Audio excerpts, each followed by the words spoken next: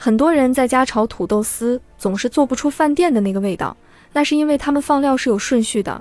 今天把我从厨30年的经验分享给大家。首先选用这种黄心土豆，切土豆丝不需要那么细，最主要的是粗细均匀就好。再用清水清洗掉多余的淀粉，水开下入土豆丝，加点白醋，醋中的酸性物质可以与土豆中的淀粉发生反应，所以土豆丝才会更脆。锅中葱蒜、干辣椒炒香，淋入1勺香醋、1勺生抽，激发香味，这是土豆丝好吃的关键。每天都在认真的教做菜，这个视频您就点个小红心鼓励一下我吧，非常感谢。调味加盐鸡精，大火翻炒均匀就可以出锅了。想吃你也试试做吧。